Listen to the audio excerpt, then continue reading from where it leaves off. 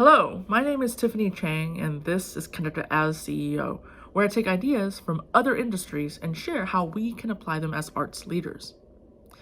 I imagine a world where leaders help people thrive, feeling more valued, seen, and fulfilled, while knowing that their work truly matters.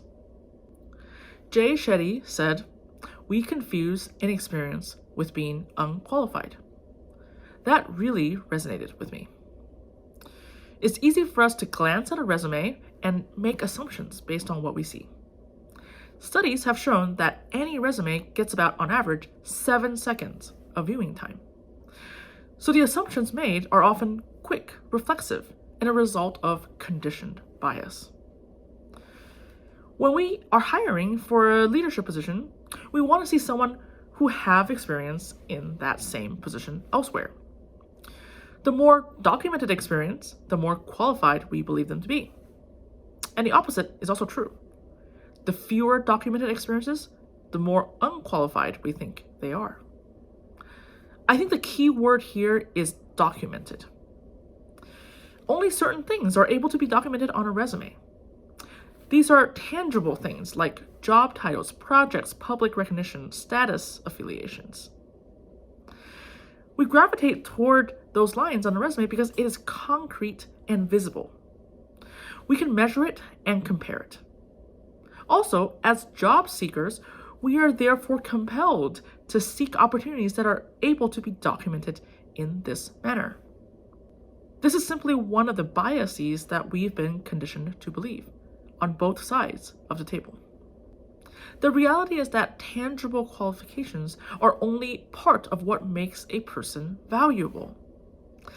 There are other ways in which we have value that are not easily documented on paper.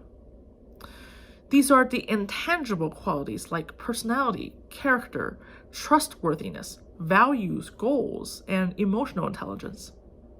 We don't have ways of documenting any of these, nor do we have a way of measuring them for the sake of comparison.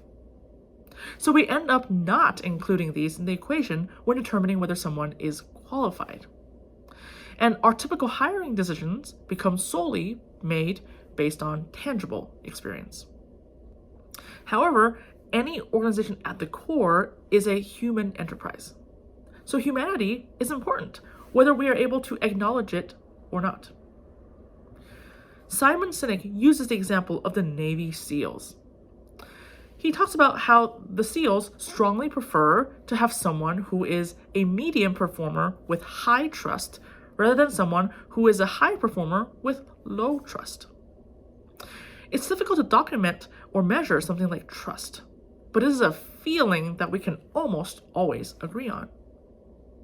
The SEALs have articulated trust as a crucial factor for selection. And simply identifying that helps focus their attention on noticing it while evaluating their people. It makes me wonder, have we in the arts identified the intangible qualities we care about in addition to the tangible qualities? Have we made the choice to notice these qualities, recognizing that they are impossible to document on a resume?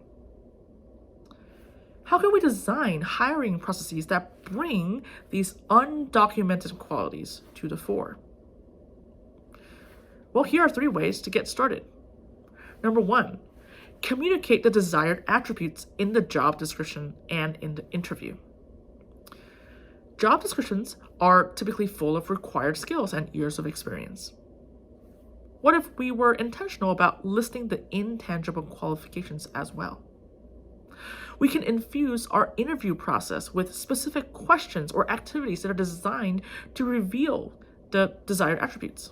One of my favorite examples is Zappos asking their shuttle bus drivers after an interview how they were treated by the candidates.